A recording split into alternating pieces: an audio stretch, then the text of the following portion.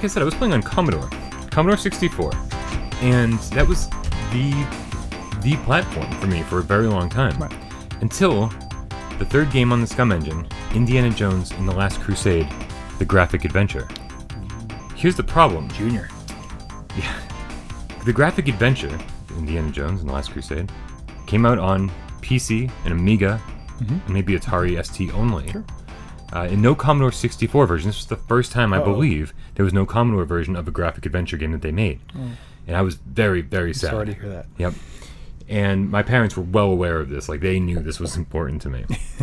So I did end up getting the PC version and was allowed to play it at my school's computers. Okay. And eventually, we got a PC for the home. So I was able to play it. Eventually, I was able to play it a lot. And it was an amazing game. Now, the weird thing that Lucasfilm did at the time was, I think they realized that there was no Indiana Jones game for the Commodore 64, and they said, well, here's Indiana Jones and the Last Crusade, the action game. Now, the action game came out on all the versions as well, on all the consoles or computers. That's the word. But they're all computers. Yeah, don't tell anyone.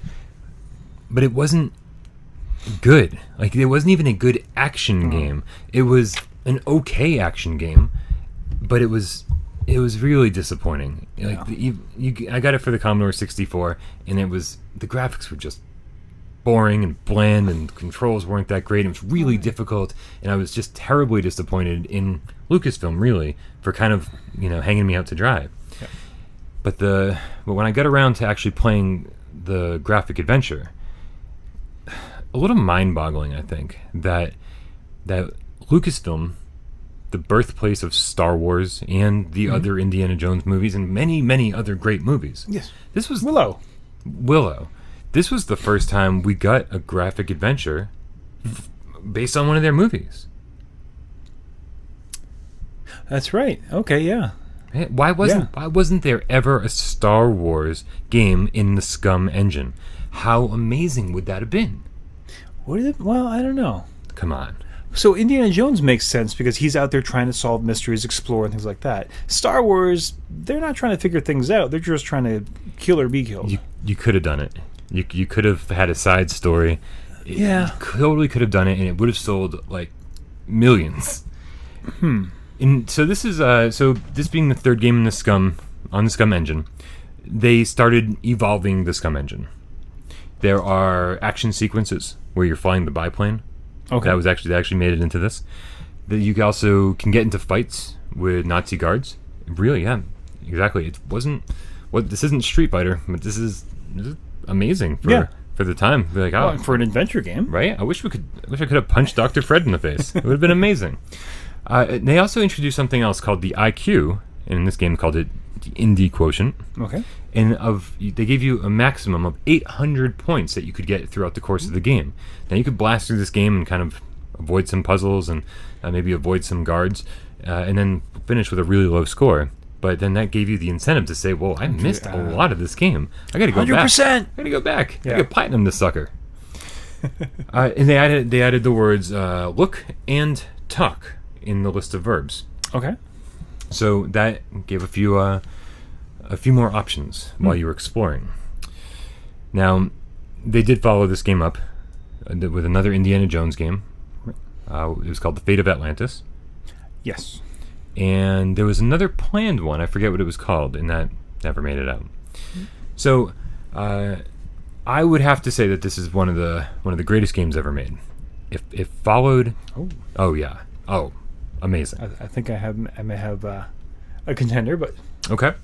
Well, this follows the plot of the movie, right, which is an excellent movie. An excellent movie, and Last Crusade was the movie that got me into Indiana Jones movies. And that's a good place to start. I mean, it's like 11 or 12. It was perfect. Yeah. And then going backwards, I was like, wow, these things are dark.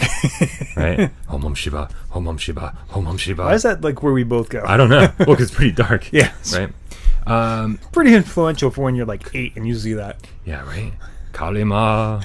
Kalima. So, yeah. Great game. And it followed the plot of the movie, but it was also able to take some liberties. And it's great when you're working for the company who made who made the movie. And you have access to all the assets. Yeah. Legally, you have the right to use everything. Yeah, this game was an Indiana Jones dream come true. And I'm thrilled that I was the right age, the right time, got to play it at all, which is kind of surprising, especially without the Commodore 64 version ever existing. Very cool. So that brings me to my next choice is The Dig. Originally came out in 1995. This is one, when we started this, we talked about doing this episode. It was when we realized that neither of us had ever actually played during the day. Not significantly at all. And I remember, like, at the time, like, seeing the posters for the game, like, that thing looks amazing. Yeah. It's funny that you mentioned, this Indiana Jones game being one of the only, games based on a licensed movie. The Dig was actually based on what was going to be a script for Amazing Stories, which was Steven Spielberg's anthology TV series. So the script came out, everyone loved it, but they realized there's no way we can shoot this, that we just do not have the budget to make this happen. Wow, really? So they said, well, why don't we shoot it to the folks over at LucasArts? So there's actually a meeting in 1989, actually, with George Lucas, Steven Spielberg, and Ron Gilbert. I told you his name would come up again. Sat around a table. We're like, Tim Schafer. No. Earlier. Okay. Yeah. Anyway. Oh yeah. Oh no. I'm all better. I'm all caught up. Yeah. Tim Schafer actually not involved with this one. But they were like, yes, we want to do this, and then the San Francisco earthquake happened that day. Oh no way. So this isn't the only reason. There was some other kind of backroom badness happening, but this was one of the longest development cycles on any LucasArts game. The first meeting happened in 1989. It wasn't released till 1995. Yeah. So that's 6 years. 6 times longer than the normal development cycle at the time. But I think it kind of shows, actually. There's in good and bad ways. So it was based on an idea. It was written by Steven Spielberg, Orson Scott Card, who's a science fiction author. Politically, we may have issues, but as an author, I love some of the stuff. Yeah. Anyway. Advent Rising was amazing. Just kidding. Horrible. And then Brian Moriarty, who is the creator of Loom, also helped some of the writing. Plot-wise, is basically a classic science fiction trope. There's an asteroid coming down to Earth. We send a team of astronauts up there to stop it and fix it, when actually they kind of fall inside the asteroid. It ends up being this alien artifact. They get sent off to an alien world and have to figure out a way to find their way home. Cool. Yeah, it's a great science fiction story. It is one of the first LucasArts games to start using some real professional actors. Robert Patrick, if that name sounds familiar. The Lost Boys? That's Jason Patrick. No, I have no idea who Robert Patrick is. Robert Patrick, T-1000 in the Terminator 2. Okay. That's Robert Patrick. Oh, no. Yeah. I do know who he is. He's one of the main characters. Stephen Blum is a voice actor who has been in everything. I think he currently holds the Guinness World Record as most voiceover video game characters. Wow. Yeah. So if you played a video game in the last 20 years, you have heard his voice. If you've watched a cartoon in the past 20 years, you have heard his voice. He's an incredibly prolific actor. Just pulling off the top of my head, Toonami. Remember Toonami? So the little robot guy, that's Stephen Blum's voice. Okay. I feel like you could have said anything, and the likelihood would have been pretty high. Pretty much, yeah. Cowboy Bebop. I mean, you just, yeah. Okay. But also around Scum, there was, let's see, 95. Oh, here's another interesting. Originally, the plot called for it to be much more violent and graphic, actually, than it ends up being. Okay. But Steven Spielberg would burn pretty bad with Jurassic Park as far as parents complaining about the content in the movie. Really? Yes. So he was like, you know what? I don't want to get any more of this about this game, so let's tamp that stuff down. Jurassic Park, wildly, hugely successful. Massively. He's like, we should probably listen to the parents. We got some complaints about that. Yeah. I don't want to go too much into the plot because, I did actually go in and play this and start playing it. And I will say this. If you go to GOG.com or Good Old Games, they have it for $1.79. Now, some of the games I'm going to say most of the games we're talking about, if you want to be that person, you can probably download it for free somewhere. What's the point? For less than $2, you might as well do the right thing. Right. You know what? Yeah. We don't get good stuff unless you pay for it. Yeah. So save up your, lunch money whatever. Actually, no. It's ridiculous how expensive lunch money is now. Actually, you know what? Go pirate the game. Give us the $2 on Patreon. There's enough for everyone to go on. Anyways, the point is you can buy this game and play through it. I'm not going to spoil too much of the plot because it really is an interesting plot. And unlike Sam and Max, where you're not really playing for the gameplay, you're not really playing for the plot, you're just playing for the humor. This, you're almost entirely playing for the plot. One review I read of it, and I think it's perfectly accurate. It's like a novel you play through. Okay. And one other thing, one of the complaints, as we were just talking about, is sometimes solving the puzzles in these games is fairly obtuse. It kind of doesn't make sense, or it's not really intuitive. In this storyline, that actually works to its credit, because you are locked in the middle of this alien artifact, and you have to try to figure out this alien technology. In many ways, the puzzle play like Myst, if you've played that.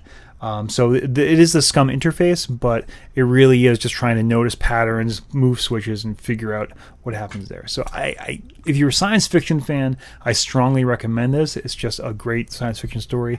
If you're just a hardcore gamer, maybe take a pass. I was telling Des on the way here to the studio. On the way to the studio. Huh. You took a red eye from DC. Right. I was telling him that I've tried to play this game multiple times. I do have it on probably my PSP emulated. Mm-hmm. There's a great SCUM emulator. Let's not talk about piracy anymore.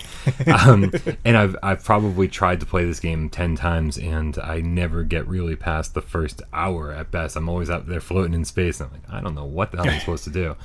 A little context would probably help, but it's a game that I've always wanted to play, mm-hmm. and I kind of abandoned all of these graphic adventure games right around the time the Dig came out, maybe even a little before. Okay. So yeah, this is kind of when I was just starting to get into them. Yeah. So I will tell you, though, that the next game I'm going to talk about is the highlight, I think, of all of these games, in my opinion. Okay. I've said some of these games are the best games ever made, but I'm going to keep upping the ante every time.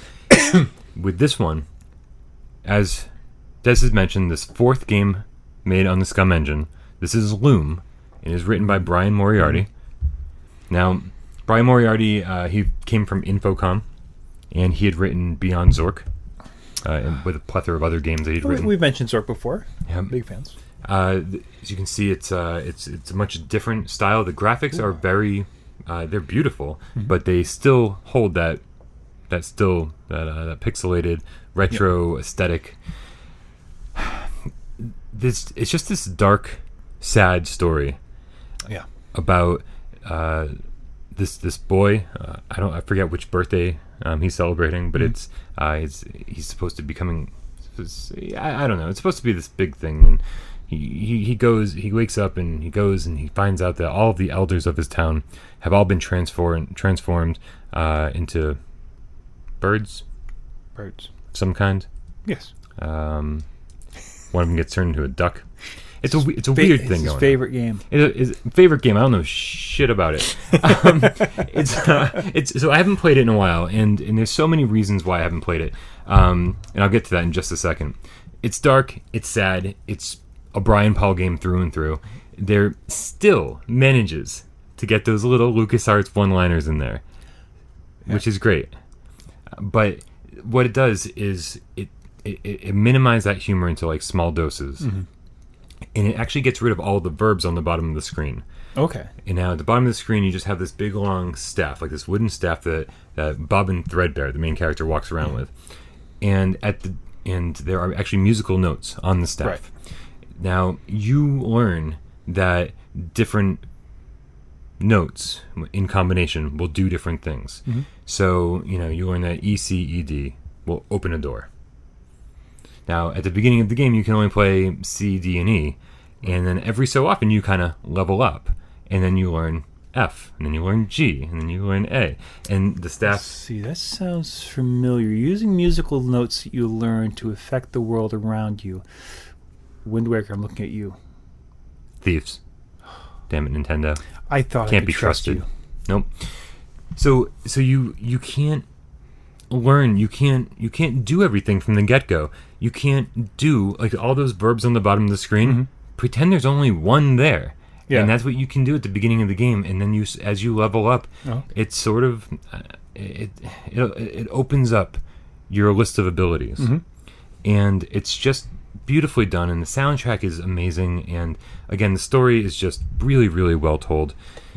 There are different versions of this with voice acting and without, and they're all really well done. My problem is that the TurboGrafx CD version, which is I believe the only consoleized version, it just suffers from load times between every single screen, and it doesn't move quite as fast as it should, and they tried to shoehorn it onto the system that just couldn't do it, but does it.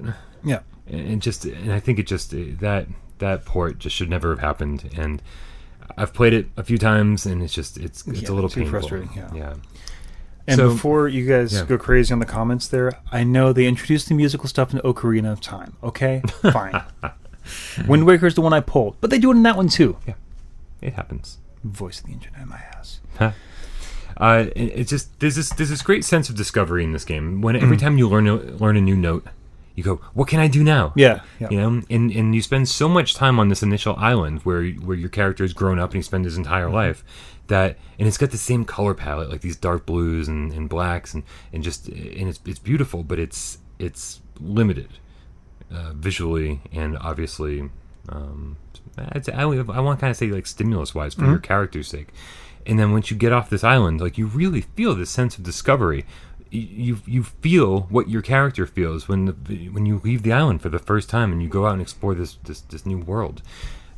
It's just really well done. I think again, when this came out, this must have been 1990, I'm guessing. I mean, just sounds right. I was the perfect age for it. Again, you know, like I'm growing up and I'm like trying out new things, and I'm like discovering my own things in life.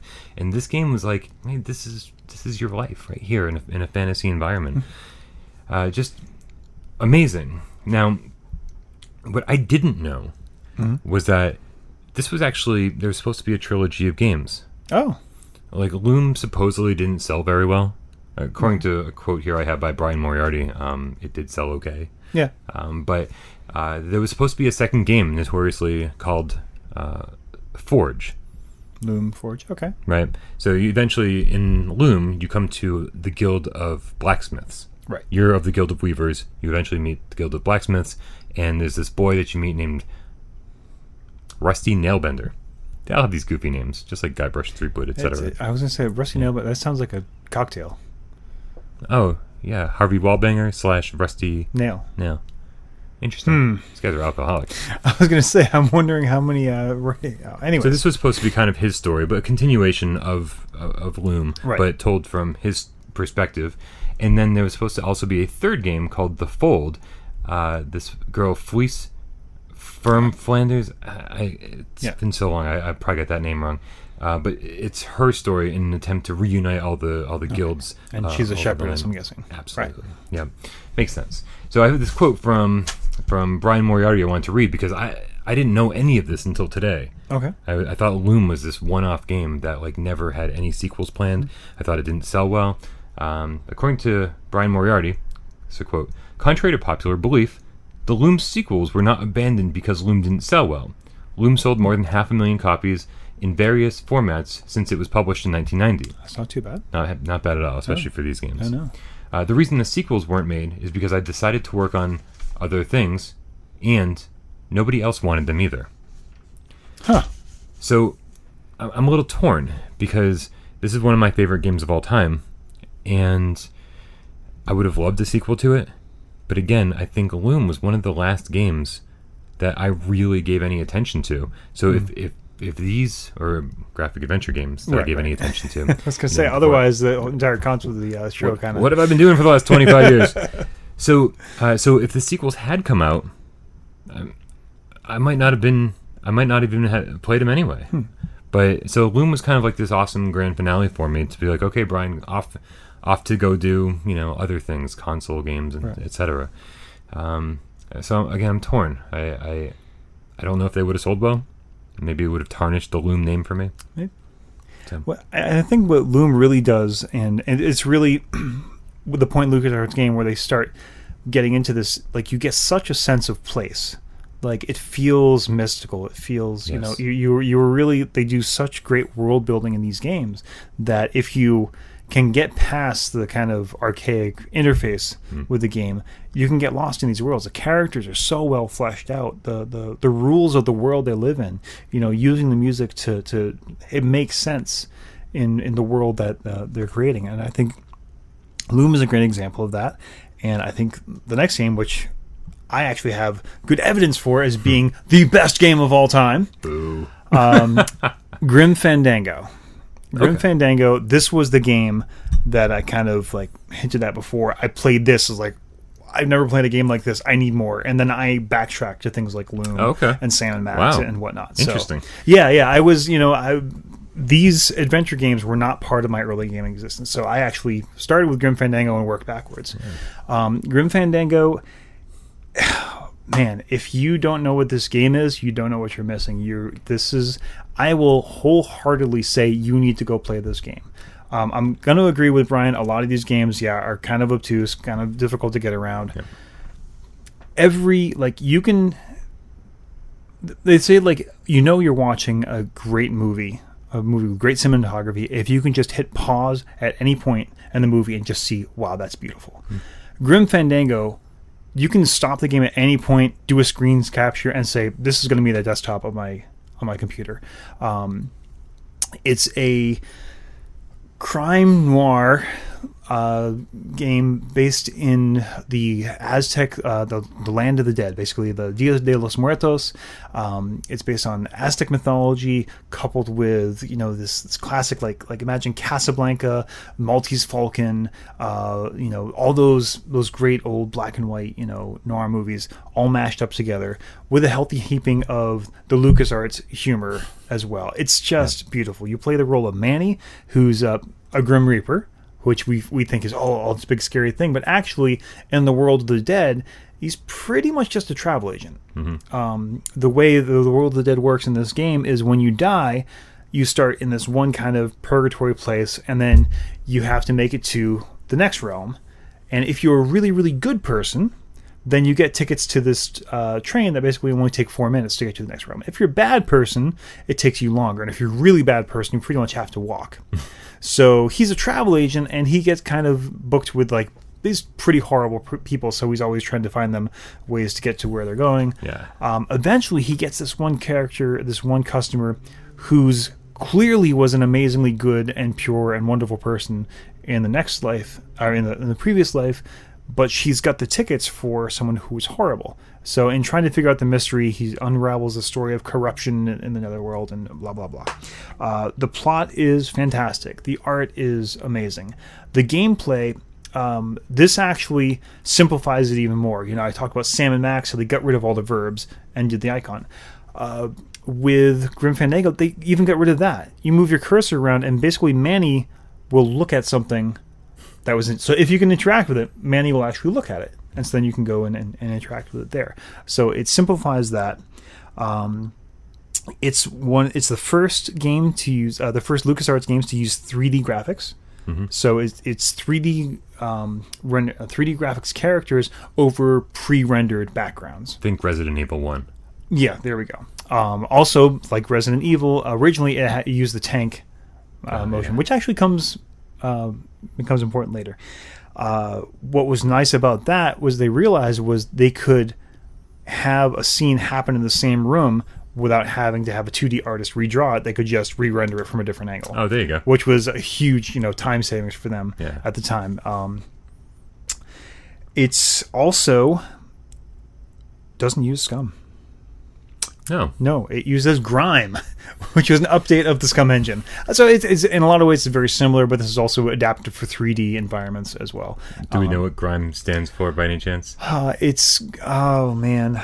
should have written that part down. Is G Grim Fandango? It's something like that. Yeah. It's actually you mentioned the Atlantis game. Yeah, Fate of Atlantis. That was actually this engine was built for that originally, and then there was a programming language called Lua, Lua, that they added.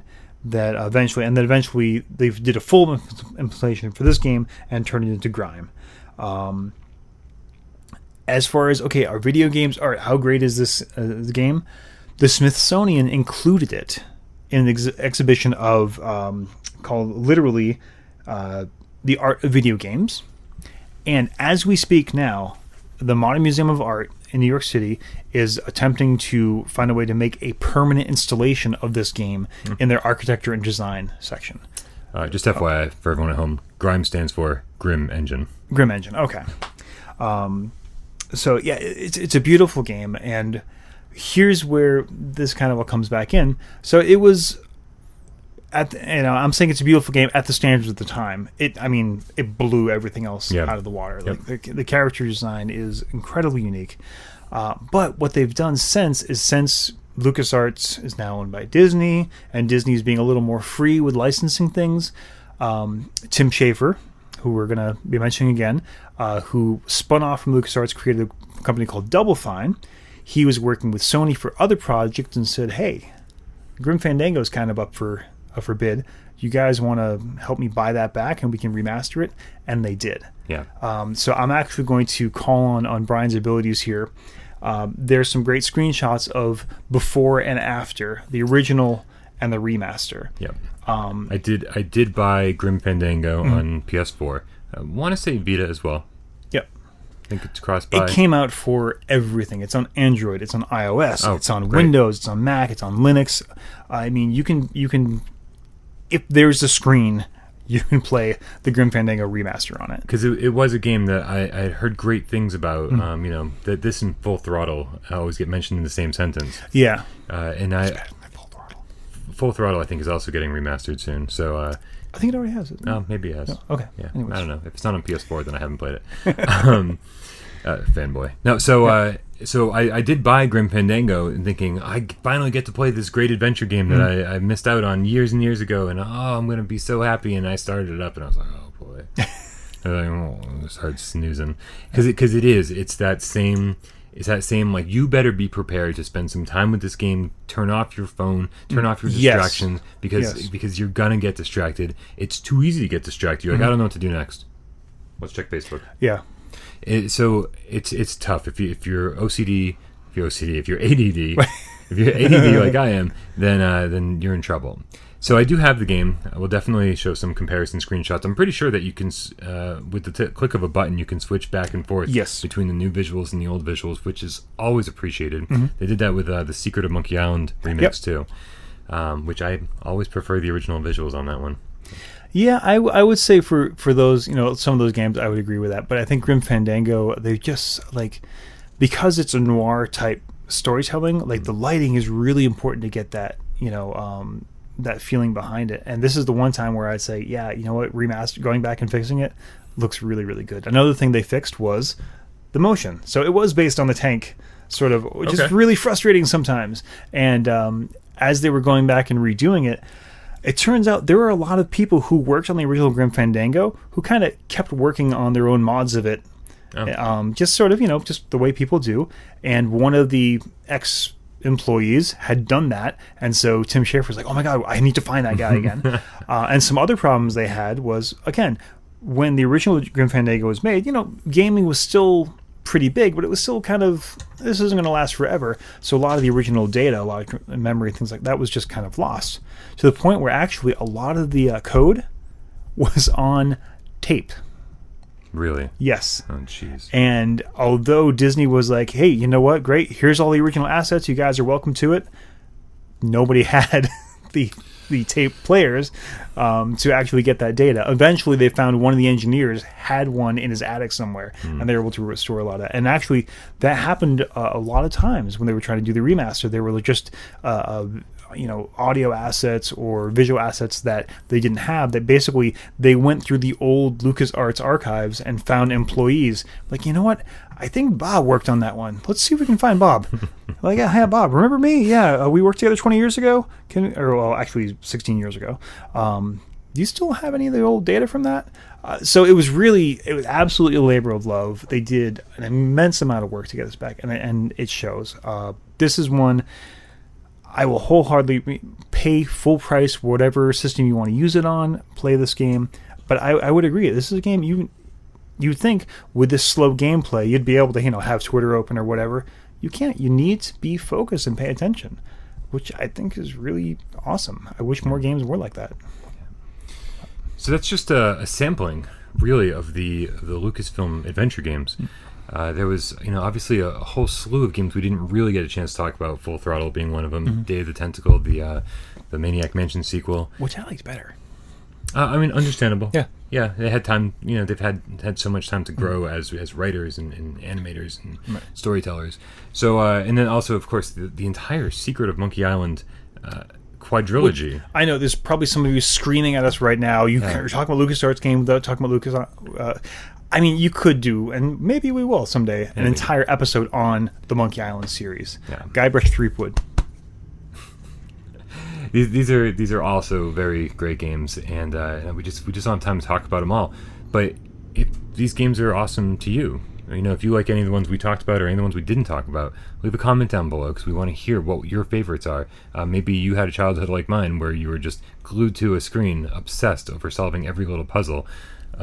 Pulley and a rubber chicken. So we gotta finish this episode up because it's running long for sure, and we gotta get out of here to create more content for you next week. And I have to go finish at the dig. Very true. And I need to go edit this video. So thanks for tuning in. Come back next week and check us out again, where we'll actually talk about more games. We're going to talk about. Yeah, it turns out Tim Schafer didn't stop making games after Grim Fandango. Yeah. Turns out all the folks who worked on that were like, you know what? We can do more stuff by ourselves. Yeah. And they started a company called Double Fine. So we're going to talk a bit about Double Fine games next week. And those are, I think, even a little more obscure. Some really hit home and some really missed the mark. But even wackier. We'll talk more about those next week. They found us. For Gaming Without Parole, my name's Bryan Paul. And my name is still Dezrah. We'll see you next week.